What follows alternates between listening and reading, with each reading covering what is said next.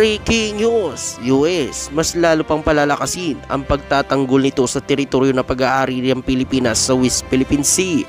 China galit na galit sa ginawa ng US sa Pilipinas. Samantala China, sinisi umano ang Pilipinas at Estados Unidos. Sila umano ang umuudyok sa kaguluhan sa West Philippine Sea. Ito ang ating tututukan ngayong araw na ito. Saglit lang ito mga kababayan, kaya humanap na ng pwesto. Tara na, umpisahan na natin ito.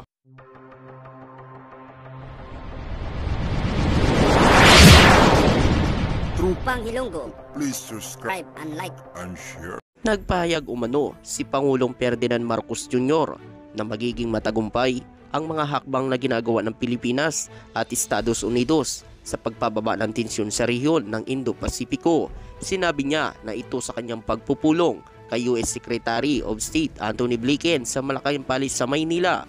Sa kanyang panayam sa mga miyembro ng Philippine media, sinabi umano ni Pangulong Ferdinand Marcos Jr.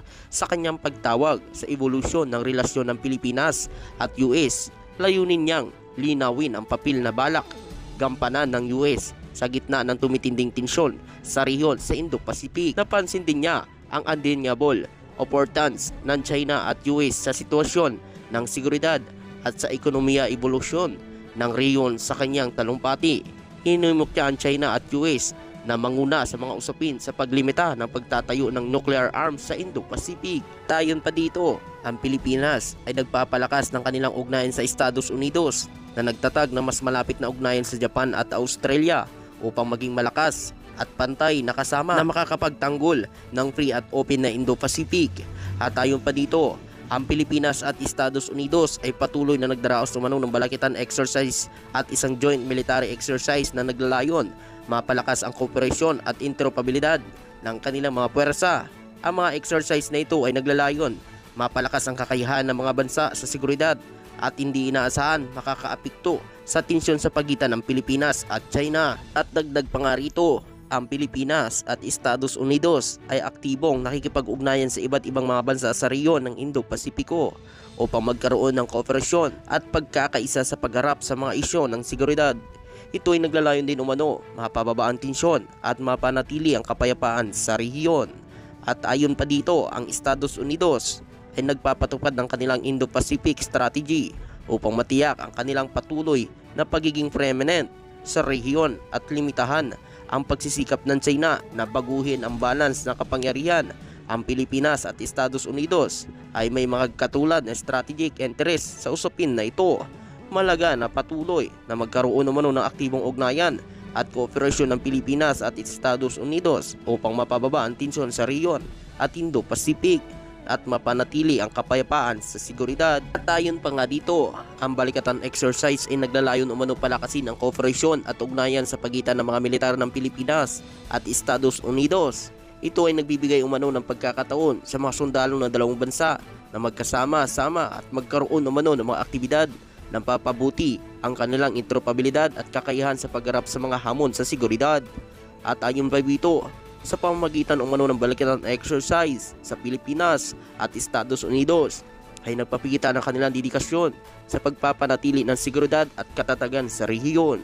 Ang Indo-Pacific ito ay nagpapadama ng kanilang kolektibong kakayahan at determinasyon na magtulungan upang matugunan ang mga hamon sa seguridad sa rehiyon. At ayon pa dito, isa sa mga halagang aspeto ng balikatan exercise ay ang paghahanda at pagsasanay sa mga operasyon na humanitarian assistance disaster response.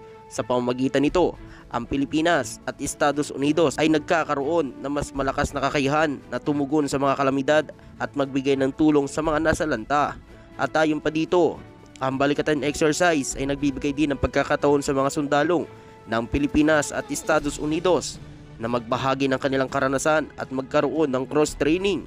Ito ay nagpapalawak ng kanilang kaalaman sa kasanayan sa iba't ibang aspeto ng militar na maaaring magamit ng kanilang profesional na pag-unlad. Ang layunin ng balikatan exercise ay palakasin ang ugnayan, interoperabilidad at kakayahan ng mga militar ng Pilipinas at Estados Unidos upang mapalakas ang seguridad nito at katatagan sa rehiyon at Indo-Pacific. At ayon pa dito, sinabi umano ni Blinken, Secretary umano ng US, na ang US ay nakatutok sa pagharap sa mga mabibigat na isyu sa Indo-Pacific at idinagdag niya na pakikipag-ugnayan nito sa Pilipinas ay napakahalaga upang harapin ang ilang hamon. Binigyan din niya rin dito ang more than rock solid ang alyansa sa pagitan ng US at Pilipinas. At ayon pa dito, nagpahayag din umano ng kumpiyansa si Blinken na ang pagbisita ni Pangulong Ferdinand Marcos Jr. sa US noong Abril 11 ay para sa isang summit kasama si Biden at ang Prime Minister ng Japan ay magbubukas ng pagkakataon para sa isang bagong kooperasyon sa Pilipinas at Japan. Ayon pa dito, magkakaroon din umano ng bagong kooperasyon.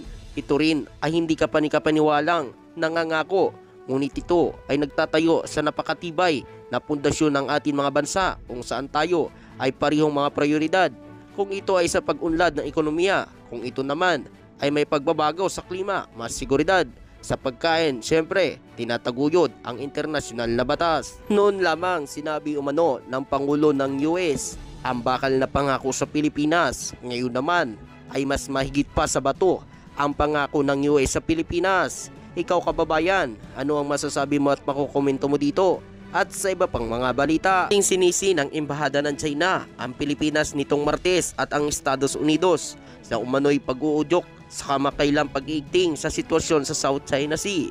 Sa isang payag na post sa Twitter, sinabi umano ng hindi pinangalanan tagapagsalita ng Embahada ng China na walang pananagutan ng Beijing sa kamakailang sitwasyon sa pinag-aagawang karagatan at tinatawag ng Pilipinas na West Philippine Sea. Grabe talaga ito ang bansang China mga kababayan. Nais lang naman ng Pilipinas at Estados Unidos na libre at bukas na Indo-Pacific at kailangan makadaan umano ang mga barko ng bawat bansa. Subalit ang bansang China ay napakagahaman. Hinaharas umano ang mga barko ng Pilipinas kahit nasa loob umano ng teritoryo ng Pilipinas sa West Philippine Sea. Ang Baho di Masulok mga kababayan na isa sa mga teritoryo ng Pilipinas na pilit umano inaangkin ng Beijing na kanila umano ito teritoryo. Subalit ito ay napanalunan na umano ng Pilipinas ang Baho di Masulok na ito sa arbitral ruling sa The Hague na pag-aari ito ng Pilipinas. Kaya walang karapatan ng China sa ilan sa mga teritoryo na pag-aari ng Pilipinas sa West Philippine Sea. At ayon pa dito, tuloy-tuloy umano ang paggawa ng China at paglikha nito ng mga artificial na isla sa West Philippine Sea. At ayon pa sa nakalat nating impormasyon, ito umano ay isang strategy ng China para sakupin ang isang lugar. At ito naman ay hindi hahayaan at hindi papayagan ng ating mahal na Pangulo. At ayon pa sa ating mahal na Pangulo, kahit isang pulgada ay walang makukuha umano ang bansang China sa mga teritoryo na pag-aari ng Pilipinas sa West Philippine Sea. At ayon pa dito, sinisisi umano ng bansang China ang Estados Unidos dahil sila umano ang umuudyok sa rehiyon. At ayon pa nga sa bansang Pilipinas, hindi naman umano ang US ang gumagawa ng gulo sa ilan sa mga teritoryo na pag-aari ng Pilipinas. Mga barko ng China ang nanghaharas umano kahit nasa loob pa ng teritoryo na pag-aari ng Pilipinas. Bakit umano US ang sinisisi ng bansang China ay hindi naman umano nanghaharas ang mga barko ng US sa mga barko ng China o kanino man. Samantala itong mga barko ng China, sila talaga ang nanghaharas at minsan pa nga binabangga pa ang mga barko ng Pilipinas at pinapalayas pa ang mga mangingisdang Pilipino sa West Philippine Sea. Ikaw kababayan, ano ang masasabi mo at makukomento mo dito?